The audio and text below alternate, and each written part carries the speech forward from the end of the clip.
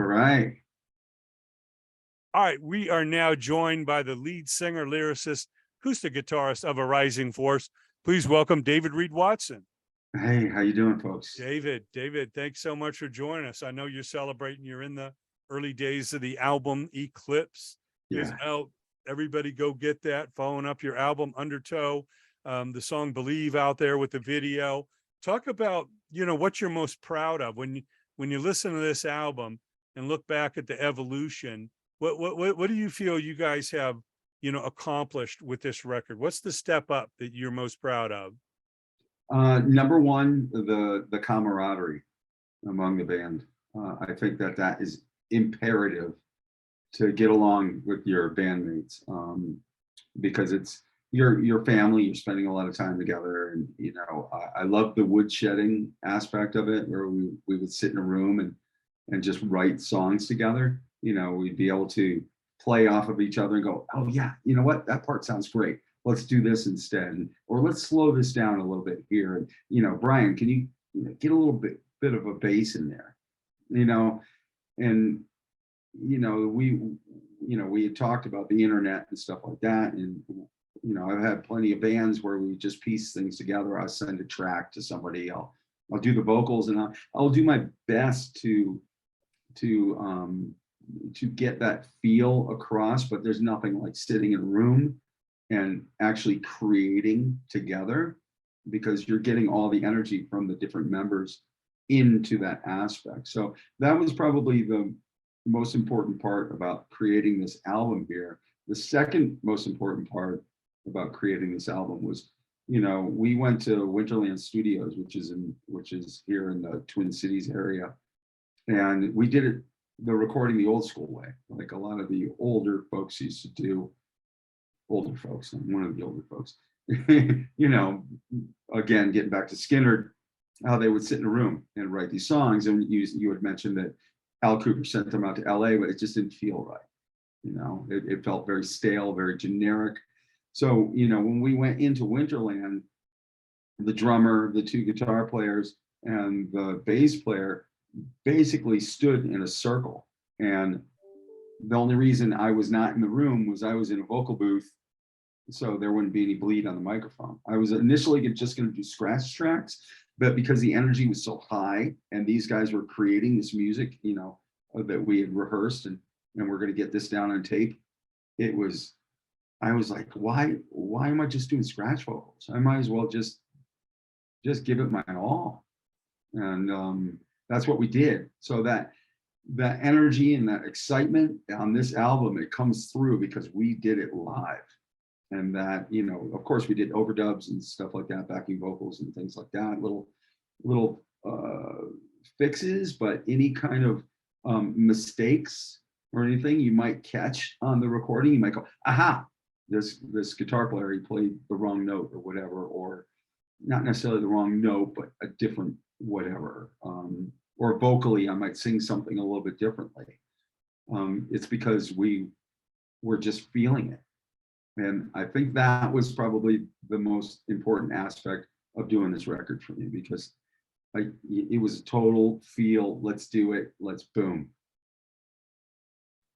Yeah, well, that's special. I know, being such a music fan over the years, and you're hearing the stories of classic albums being recorded and a lot of the techniques that people have used, you're able to kind of, blend your thoughts and modern technology with those age-old stories, of classic albums coming together. And these days they've got more and more kind of analog type sounds and effects, through the digital domain. Mm-hmm. So you can kind of blend the two. I mean, some people go hardcore and go all analog and 2-inch tape, and right? yeah, that's kind of extreme, but it's the process. It's about coming up with music that's got that old time feel, but a new time kind of attitude. You know what I mean? You want to sound classic to the classic rock fans, but you also want to sound contemporary. You want to be like, no, we're not just resurrecting 1970. We're actually in the 2020s, doing our thing, but with that spirit from the 60s and 70s and 80s forward. Oh yeah, we're not afraid to borrow from artists that we've all appreciated over the years. I mean, you look at the Rolling Stones, and you know, the first records that they put out were blues songs, you know, redone. They weren't afraid to borrow from those people at all. And I think, you know, why reinvent the wheel when you've got something that you can add on to, you know? And I believe that's, you know, what's great about working with Lenny. Lenny DiMichele is one of the guitar players in the band, and you know, he's been doing this for many, many years. He's worked with a lot of different artists, and you know, he will tell you right off. They go, oh yeah, this right here, I got this kind of feel from Steve Lukather, or you know, or George Lynch. He'll actually tell you. His ego isn't involved where he's going to go, no, I came up with this riff, you know, or I didn't borrow from anybody. This is totally my creation that I came forth with. No, not at all. I will give props to anybody that says, you know, some people say, wow, man, you've got aspects of David Bowie to your singing. I'll go, well, thank you. I love Bowie. And how do you separate yourself from those influences, or why would you want to? Yeah, you want to sound familiar, but have some of your own touches to it, you know. Yeah. Even the greats emulated, you know, their favorites. I always say, you know, music is really a combination of everything you love with your own feel on top of it, you know. Yeah. And hopefully there's enough of your own feel where it doesn't sound totally derivative, but Right. you know, face it, you know, you and I would probably agree the 70s was the best decade, you know, Yeah. for original music, and the bands all sounded different. It wasn't like the MTV era in the 80s where labels were now telling you, well, you got to look like this, and we got to have a video that looks like that. And your imagination was way bigger than MTV and one video director could ever be. Right. You know, Right. and the bands made timeless music. I always say, you know, from the 70s, it was really the blueprint of everything that's come since. You know, you listen to a good new record, and you know, even the Black Crowes, man, they are so into their influences that yeah, their original band today, and they write great songs, and I can't wait to see what they come up with next. But you can already tell they're channeling the greats, you know, and coming out of the South and Atlanta, you know, they got some Skinnerd and some Allman Brothers and some badass, you know, R&B soul bands, you know, Joe Text, or all these, you know, amazing artists that came from the South. And that's what's great about America is it's so big and so diverse. And I know you've lived in a number of parts of it. You know, you get a feel for, you know, the communities and the different influences that regions have. But as a whole, America is so rich, you know, in music, what we've put out from the past and what we continue to do, that it makes you proud to be an American when you hear these British legends say, oh yeah, all my heroes were American, you know, rock or blues or soul artists, you know. You know, Jimi Hendrix changed our lives, you know, whoever it was the American artist that just, you know, flipped the switch on in them, that they became the Jeff Becks and the Eric Claptons and the Jimmy Pages and all that, with pretty much, you know, all American roots. Look at Robert Plant right now. He's playing with Alison Krauss, who from Union Station, you know, a Southern, you know, bluegrass player. And he when he sings with her, you can hear the bluegrass influence in him, you know.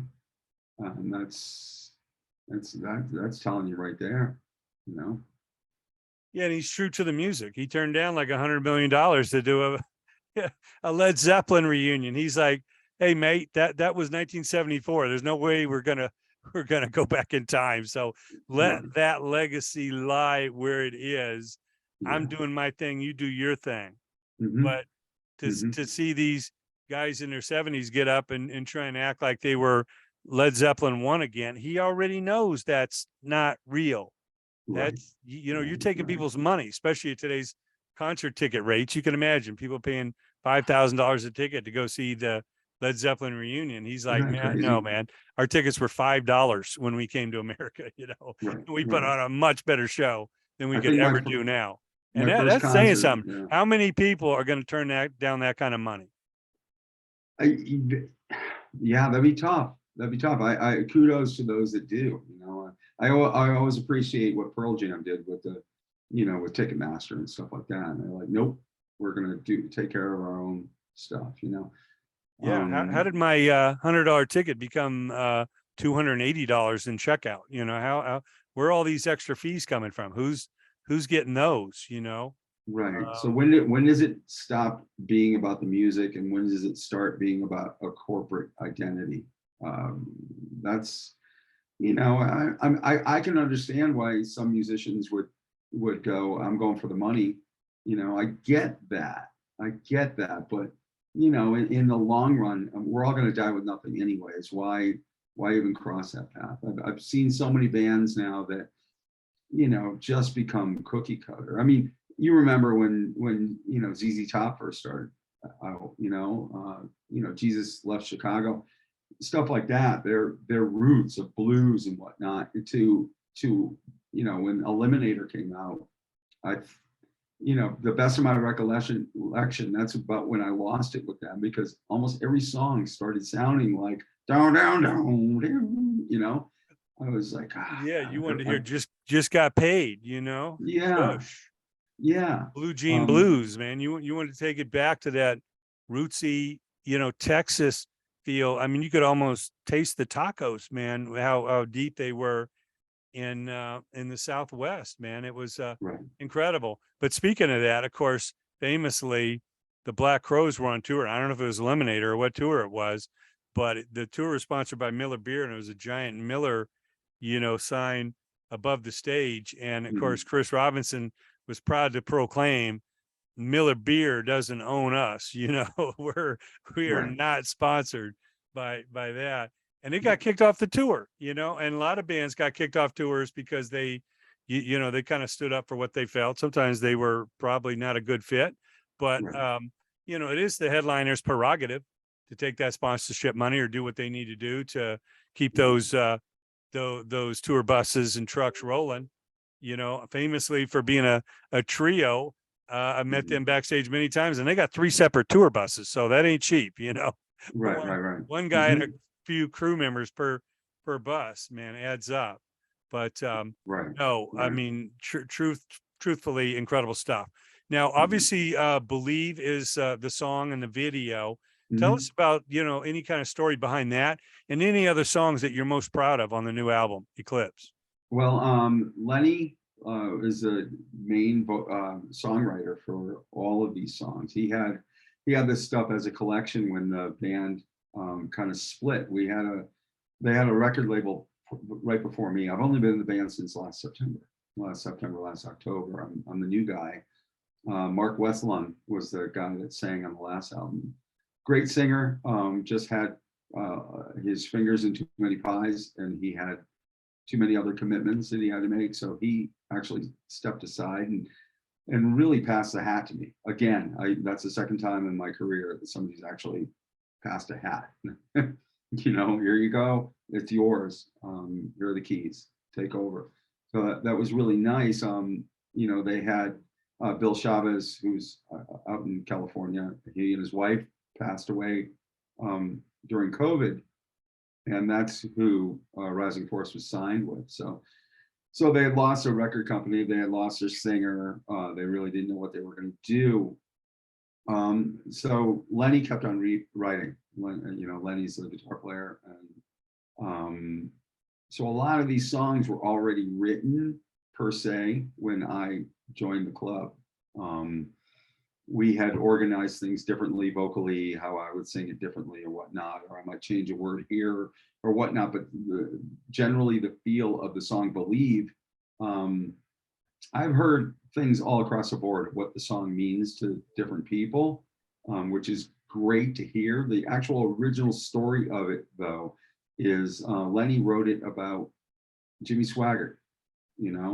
About, remember when he he got caught fooling around and cried to his public, saying, "Forgive me, Jesus, I sinned."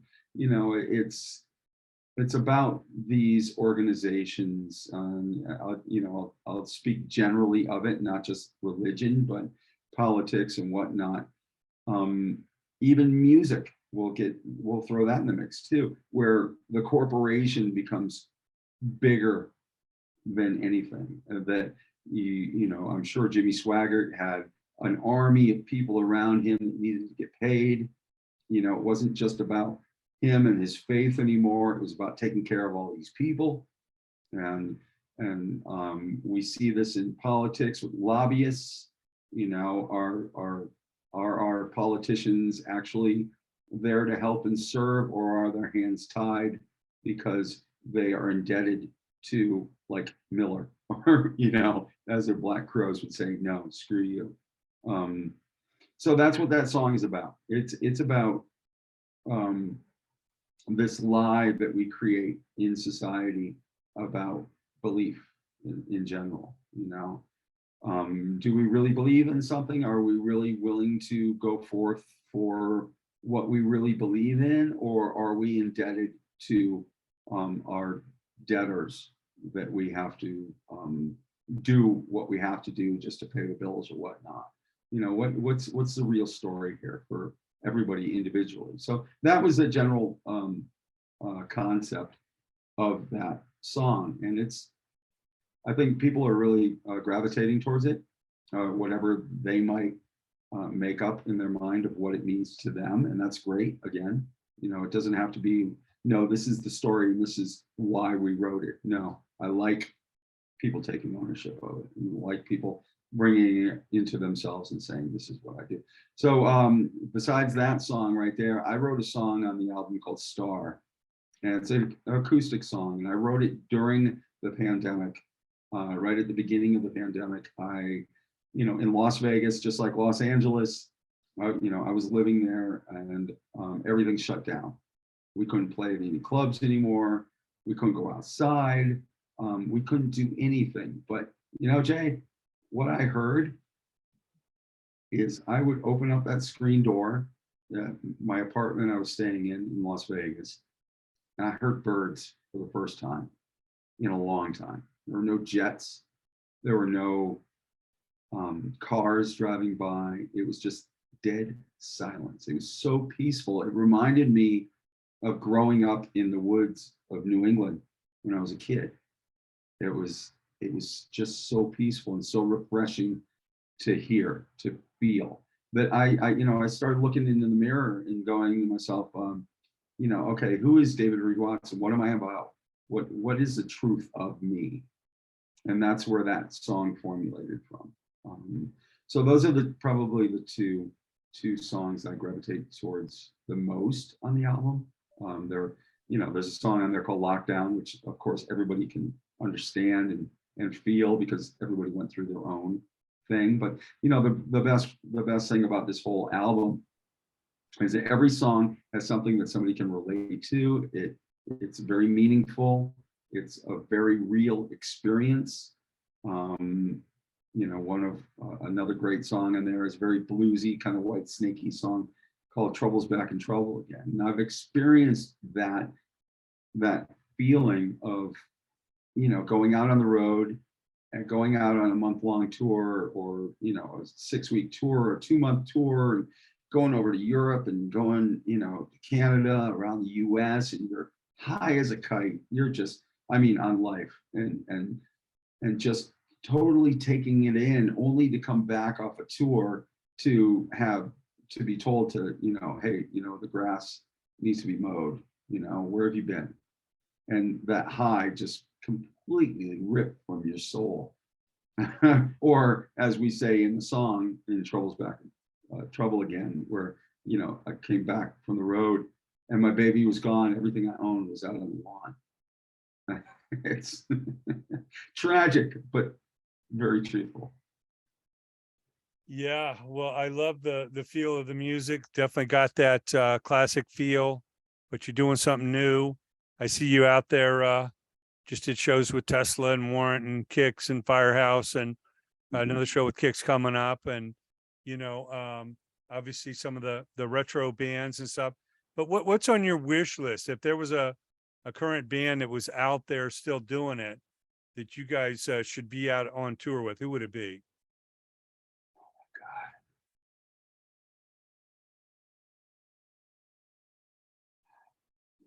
Yeah, if I could dig up Eddie Van Halen and piece him back together, Frankenstein of his own doing, his own being, A Van Halen resurrection? that would be amazing. Yeah. I Well, love. unfortunately, I don't think that one's going to happen. No. So if it was something together right now that I would really love, I've always loved Deep Purple, and I would love to see Richie Blackmore get back together with Ian Gillan and go out on tour, and to be part of that, just so I could sit around and tell stories. Here's another sidestep story. I think I would love to go out with John Bon Jovi, only for the fact that when I was in the Marines, my roommate back in 1981, 1982, went to high school with John. And when we went to Okinawa in 1984, John personally sent Vino, my roommate, a VHS tape of their new song, Little Runaway. And I thought, I've always had this idea that I would love to be on tour with him, just so I could sit with him and go, hey man, how's Vino? And kind of blow his mind. and he's, I love, one thing I love about being on tour and being with bands that are known per se, is that I love sitting down and having real conversations, kind of like you are with me and that you do with a bunch of people. You want to feel the humanity of people. You don't want to put them on a pedestal. What makes them similar to me? What makes them tick? As something that might add to my life. Yeah, really. You learn something from every conversation, from every experience. Mhm. We're all heat-seeking, missiles trying to find that new thing we get off on, and there was so much great music coming up. Seems to be a little rare now. You got to dig a little deeper. There's a glut of stuff on the internet, but you find good music and you find good people, and obviously you guys have a really tight band. Hopefully you can work your way out west sometime soon. Love to see it live. But just talking to you about your love for Skynyrd, and the fact that soul plays a big part of rock, always has, always will. To me, without soul, rock can only roll so far. Right. I mean, you want to have those deep roots. I always tell people, if your roots are a current band, you haven't dug deep enough. Right. You got to go on an expedition. And I always say, if you love a band like Led Zeppelin, find out who Zeppelin was into and get into those artists. Right. And maybe there's even another level below those artists. Find out where the source was. Nothing is stronger than the source. Everybody puts their spin on it. They add something to the top of it. But when it gets right down to that nucleus, there was something special. We've got a new drummer. His name's Peter Savage, and he actually plays in a Led Zeppelin tribute band. They're called Zed Zeppelin. So one thing that he talked about when he started, because I started asking about, getting into Bonham, and he goes, that the deeper the more I tore apart the onion, the deeper I got into who this person was, his ghost notes and stuff like that, and how he plays.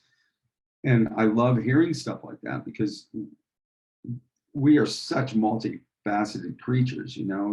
How do you how do you really get to know somebody unless you have this long form kind of conversation with them and really dig deep, you know? So I love that aspect of getting into the heads of a lot of these people. Yeah, no, it's great. It's a never ending rabbit hole, you know? Yeah, I mean, yeah. who played the first music note, you know? A caveman somewhere in a cave somewhere beating on a rock or something, you know? It So all it I've all got a grew joke. from there. I got a little joke for you. My dad, being the bluegrass banjo player that he was, he used to talk about Woody Guthrie a lot, right? And he talks about this story that Woody Guthrie talks about. So Woody Guthrie is sitting on Muscle Beach, and you know that area well in Venice, and he's sitting there on a park bench, just plucking away on like a D string, just going ding, ding, ding, ding. And there's these guys, these, you know, working out over at Muscle Beach and working out in the outside gym that's there.